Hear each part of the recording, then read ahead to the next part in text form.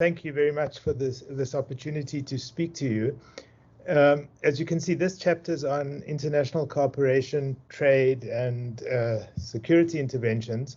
I'm the coordinator of the chapter, but the other authors, and it's been a complete team project, is Letu Kapweja and Mzukisi Tkobo from Wits University and Elizabeth Sideropoulos from the South African Institute of International Affairs. But just to give you a sense of what I want to do is to go through the research questions that we talked about, then talk a little bit about what the impact of COVID on South Africa's international trade and international relations has been, give an overview of the international organizations and forums that South Africa participated in and that formed the scope of our study, talk a bit about what the outputs of those engagements were, and then draw some conclusions about how South Africa used its international relations and what lessons we can learn from that.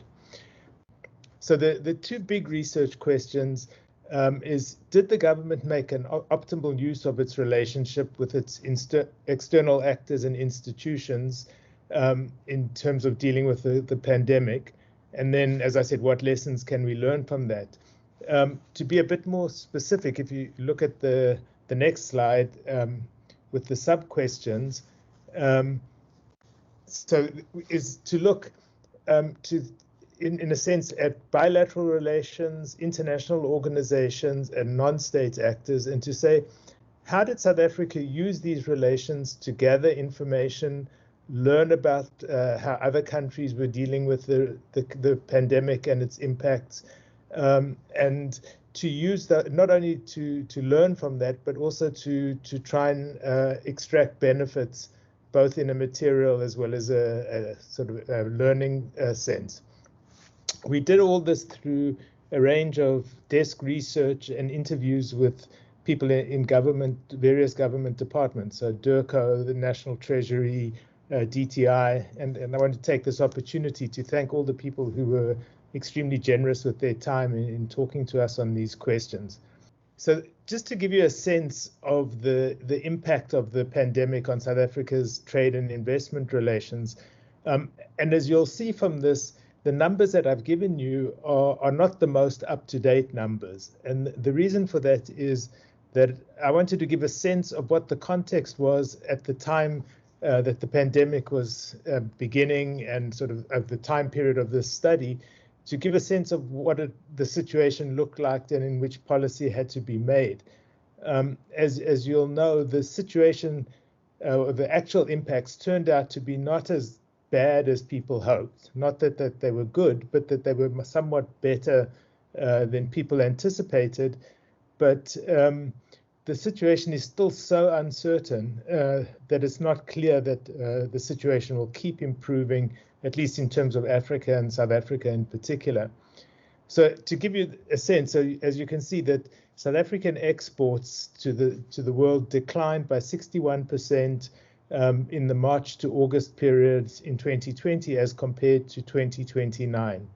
Imports over roughly the same period, but slightly different numbers, declined by about 6%, which meant that the overall trade balance or situation declined by about 37% from April 29 to April 2020. And that the WTO at that time was projecting that international trade would decline by about 9.2%. I think the decline was a little bit better than anticipated, but it was a decline. If you look at the investment situation for Africa as a whole, there was a huge decline in 2020. So somewhere between 25 and 40% in investment flows was anticipated. And that came off a decline in 2019. So it was really an exacerbation of an already not very happy situation. In the case of South Africa, the foreign direct investment declined 15% in 2019 as compared to 2018, which was beginning to look, and that was, even though it was not a good situation, it looked like things might be getting a little bit better.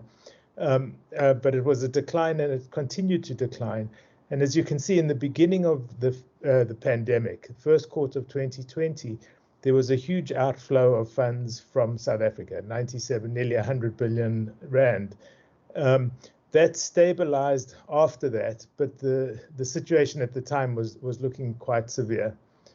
If you can go to the next slide, please. Thank you. So just to give you a sense of the scope of the study, is the international organizations we looked at in terms of the financial sector. We looked at South Africa's relations with the IMF, the World Bank, the African Development Bank, and the New Development Bank, the BRICS Bank. Within the IMF World Bank context, we also looked at the International Monetary and Finance Committee, which is sort of the executive committee of the Board of Governors of the IMF. And the reason that's important last year was that the governor of the Reserve Bank, of the South African Reserve Bank, was the chair of that committee last year. And so that also opened up some possibilities for South Africa. The Development Committee is a joint committee of the IMF and the World Bank, which looks particularly at development issues. The IMFC is looking at the global economy, so not just at the emerging markets and developing countries. In terms of trade, we looked at global as well as regional issues, and so looked at the WTO as well as SACU and SADC. In the political realm, we looked at South Africa's relations with the UN, the African Union, and SADC. The African Union was particularly important last year because President Ramaphosa was chairing the African Union last year, and that opened up a number of opportunities. And finally, in the health area, we looked a little bit at WHO and at Gavi, the Global Alliance on Vaccines and Immunizations, which is part of the creators of COVAX. So then in terms of international forums, some meetings that are less formal bodies, but where countries meet to coordinate activities, we looked at the G20, groupings in the Global South, so the G77 plus China in the UN, the non-aligned movement, BRICS, the G24, which is sort of the analog to the G77 in the context of the IMF and the World Bank, and then at the UN Economic Commission on Africa, and as well as COVAX, as I mentioned. So this is to give you a sense of how South Africa used these resources. So the first one was in terms of mobilizing financing to deal with the pandemic. South Africa received $4.2 billion from the IMF in the form of the Rapid Financing Instrument, which is a very loose conditionality, because as many of you will know, the big problem with the IMF is the conditionalities that are attached to its financing, which are often policy-based conditions that are very contentious in many countries. But the Rapid Financing Instrument is specifically designed to help countries dealing with emergent situations like the pandemic. And so the funding is on very generous terms in terms of the cost. So the interest rate is 50 basis points with a repayment beginning 3.25 years after the money is dispersed, and it's dispersed rapidly because it's so you get the money the minute you sign it. It goes into the bank account, so to speak, and then you have 3.25 to 5 years to repay it. In the case of South Africa, there was a letter of intent sent by the Minister of Finance and the Governor of the Reserve Bank to the IMF discussing South Africa's policy intentions over the period of the loan. And they essentially mirrored what was in the midterm budget statement. And so that it was low conditionality in the sense that it was what the government had already said it was going to do. So it wasn't committing to anything new. The African Development Bank also had a specific program to give support to member countries, and South Africa received $288 million from that. The New Development Bank, which was really set up to fund infrastructure projects primarily, also has branched out to respond to the pandemic with an emergency assistance program. And it gives, according to that program, it gave each of the 5 members of the bank access over time and in 2 different tranches to $2 billion. So South Africa received $2 billion from that. So it's got, between those 3 banks, it's come close to the $7 billion that the government mentioned initially that it was looking for. It has been talking, and to the best of my knowledge, is still talking to the World Bank about a funding facility, which could be up to $2 billion, but it's under negotiation, and so we don't know yet if that will lead to anything.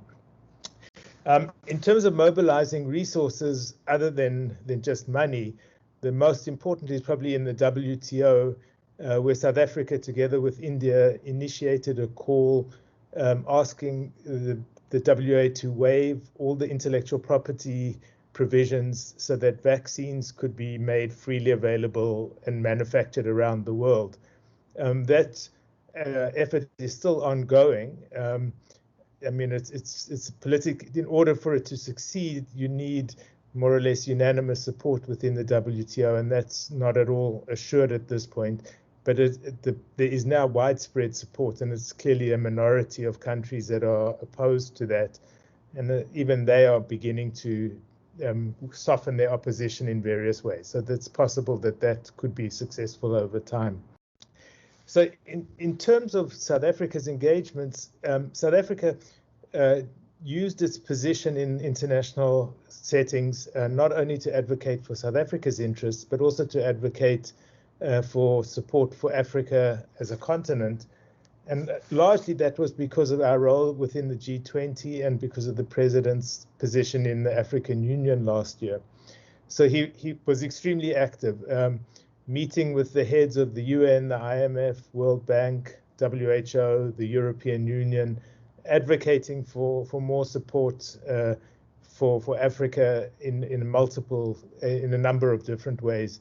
For example, in the African Union, he also used South Africa used their position to coordinate African responses and to optimize Africa's ability to bargain for resources and support around the world. So, for example, an envoy, Strive Masayiwa, was appointed to coordinate the logistics challenge of getting PPE and other sorts of necessary supplies to South Africa before the vaccine became available. And now, obviously, in terms of vaccine, that's a possibility as well. In May last year, the president was one of the signatories of an open letter signed calling on vaccines to be made available free of charge. And that obviously was part of or supported the effort in the WTO to get intellectual property waivers. In the G20, the president also called for relief on bilateral and multilateral debts, and if necessary, in some cases, for debt cancellation. That led ultimately to an op-ed in the Financial Times on the topic. There was calls for open trade corridors within the continent so that pharmaceuticals and other medical supplies could be shared and made more available across the continent. There was support for more humanitarian support and recovery. As you can see, a support for the African Coronavirus Fund to help supply PPE and medical supplies for the continent. If we go to the next slide, is a bit more about, we can talk a bit about, yeah. So as president of the African Union, the AU appointed 4 envoys to campaign for financial support for Africa during the pandemic. And they've been very vocal. The 4 envoys were Trevor Manuel from South Africa, Donald Kaberuka, Ngozi Konjo-Iweala, and Tian Tijan, a businessman. And they've been very active, calling for debt relief, calling for more financing and more creative approaches to financing in Africa. Assessing how effective all this is obviously not a simple matter, and it's not necessarily the case that South Africa can claim credit for things, that the outcomes that happened. But I think South Africa's effort did contribute to what has happened.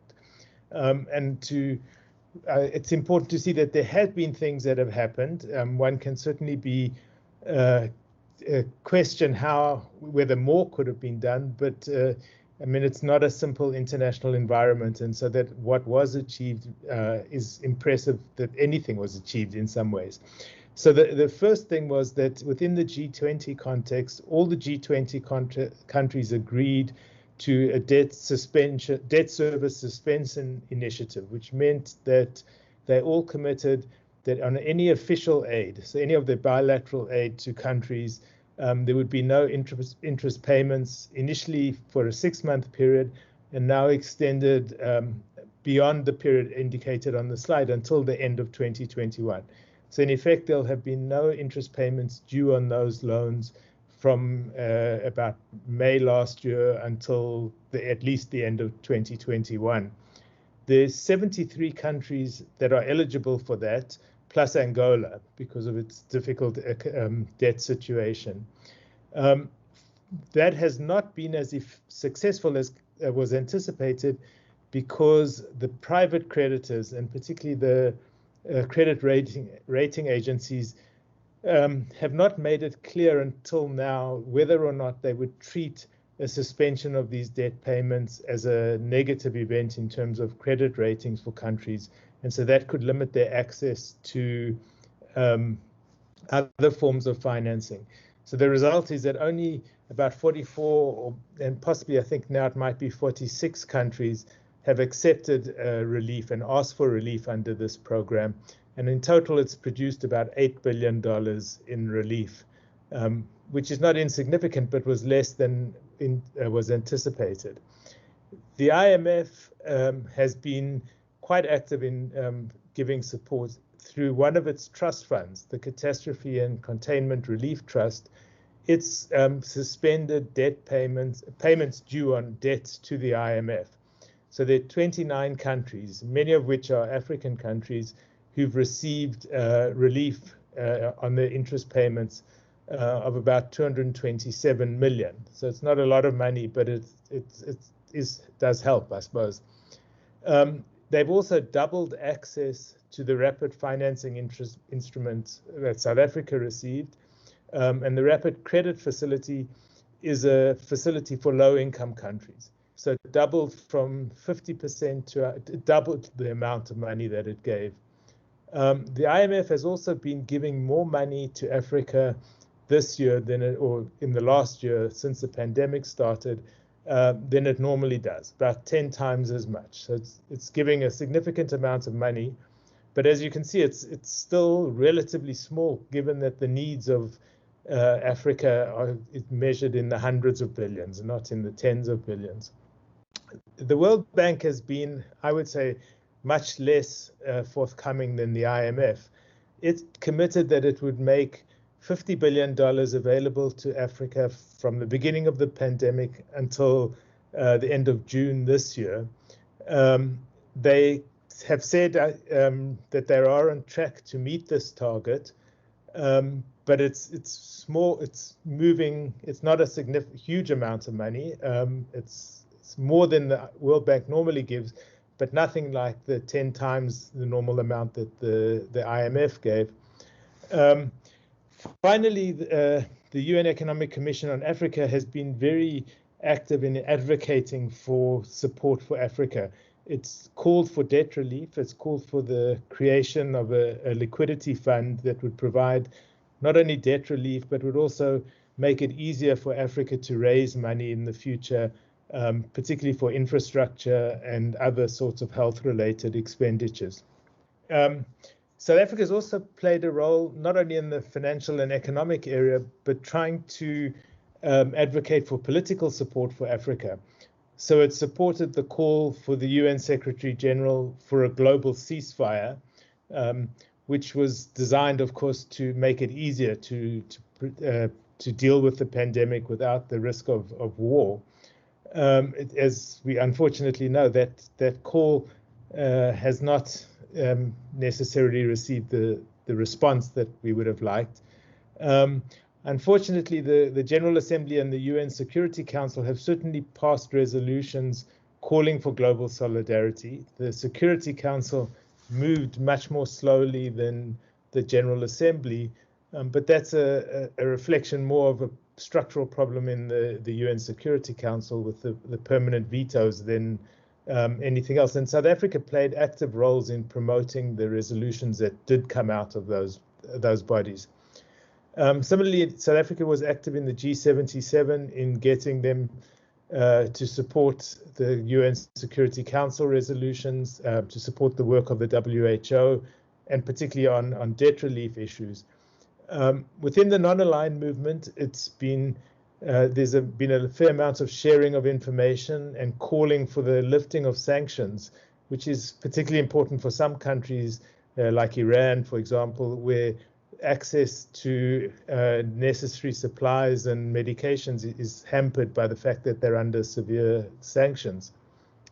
The BRICS, beyond the BRICS Bank, has not been particularly effective, I would say, for a variety of reasons.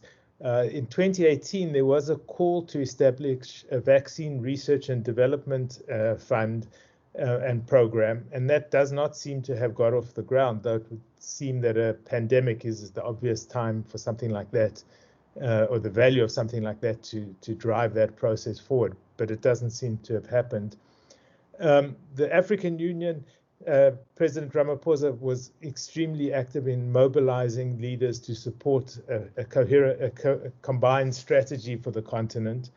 In SADC, similarly, South Africa's played an active role, more behind the scenes because it's not in a leadership position in the same way that it was in the AU last year, but it has played a role in promoting information sharing, monitoring impacts in the sub-region, and also in facilitating trade so that there can be a more effective distribution of supplies throughout the region, which is obviously works to the benefit of everyone if everybody's better protected. So the last area, or the second last area, is in terms of bilateral relations. And there has been some flow of new funds, not huge amounts, so that mainly in the form of top-ups of existing programs. So as you can see, the European Union contributed an extra 1.5 million euros, Germany 20 million euros, the China 4 million rand from both public and private sources. The Global Fund has also provided some additional funding for South Africa. Other countries contributed by allowing more flexibility in the way existing funds could be used, so that there could be some shifting of resources from old programs, pre-pandemic programs, to using that money to deal with the pandemic. But as you can see, the amounts are relatively small in all three of those, or in all four of the countries cited. So Switzerland allowed a shift in terms of Swiss francs of 1.2 million, the US $6 million, Canada a similar amount, the UK 36 million rand. As many of you know, the UK has cut its aid budget dramatically, and so that 36 million rand is probably looking a lot less. It's probably converted into a negative number by now. So finally, looking at the area of South Africa's engagements in terms of health and migration, South Africa worked with WHO to get a surge team here to send people to help work with provincial governments on dealing with some of the highest risk areas in terms of the first wave of the pandemic. That's continued, but we're now into the third wave, and I think those teams are still working in those areas. Cuba, as we know, sent health specialists to South Africa based on a cooperation treaty. SADC, as I said, the guidelines on facilitating trade to try and mitigate the COVID risk has been had an impact, so some cross-border transport has become easier, movement of goods in some ways. On the other hand, to deal with migration, South Africa has said it's going to build a fence along the South Africa-Zimbabwe border to try limit population movements and so limit the spread of infection that way. South Africa, on the other hand, has been very active in trying to repatriate South Africans stranded abroad prior to or during the pandemic, and thousands of people have been brought home through that program. I think that gives you some sense of the very broad scope of the relations and some of the impacts that it's had. The last thing we did is to draw some conclusions about how effectively South Africa has used its international relations in order to learn information, as we said, to learn from other countries' experiences, and to take advantage of the opportunities that might exist to gain resources and benefits for South Africa and for the continent. And we have 5 conclusions. The first one is that South Africa made effective use of its international relations. It gained technical and financial support for South Africa, and it mobilized and advocated effectively for Africa, and its voice was listened to carefully in international forums on Africa. And I should add in this regard, because I think in diplomatic relations and international relations, you have to think of progress in terms of millimeters, not centimeters. It's never, no country, no matter how effective it is, can win everything that it wants. And in the complicated and difficult environment at the beginning of the pandemic, to expect big results was probably unrealistic. So one has to gauge success in terms of what was feasible at the time. And so that's the basis of our assessment that South Africa made effective use of these international relations. And the second conclusion, which sort of underlies the first one, is that South Africa could do this because it benefited from its investment in building and sustaining its international relations over a number of years. Really, since 1994 and the beginning of our democracy, South Africa has been building relations in a number of different ways, and it's viewed as a credible, serious actor in international relations.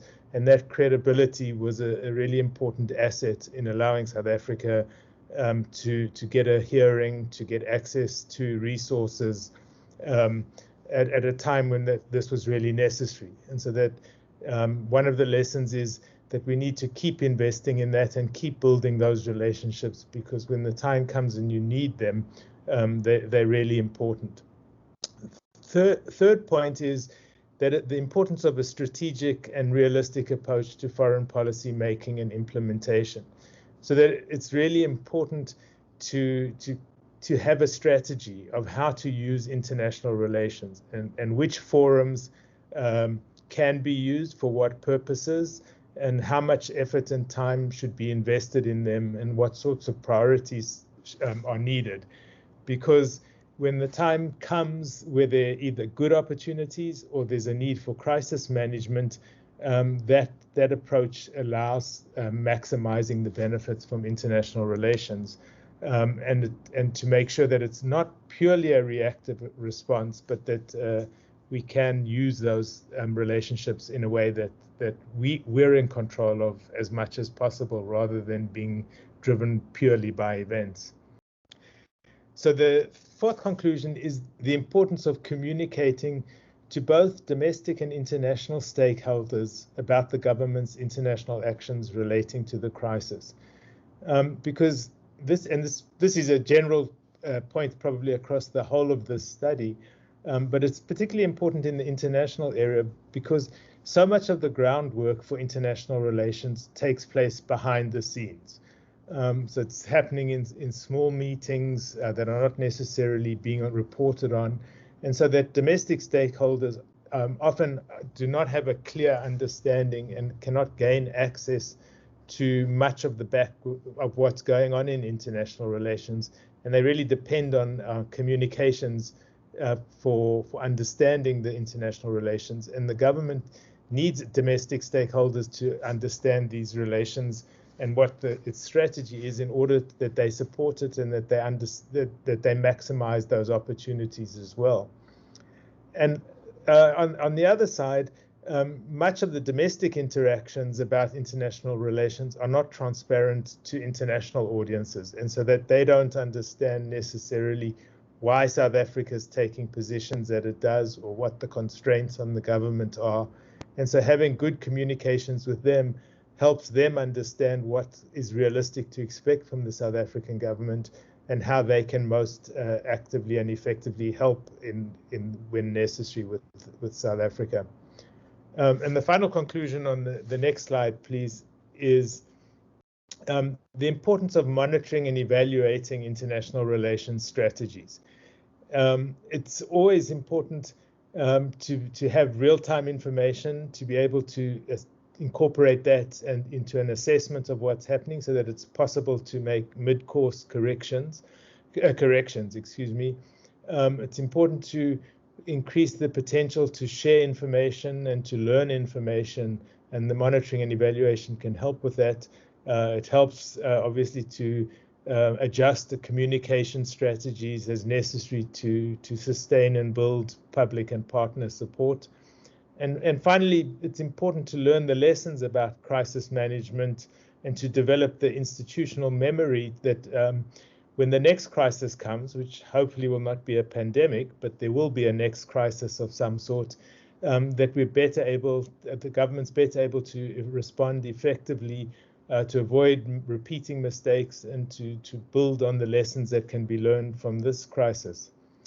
So thank you. I'm going to end at that point because those are our conclusions. So thank you.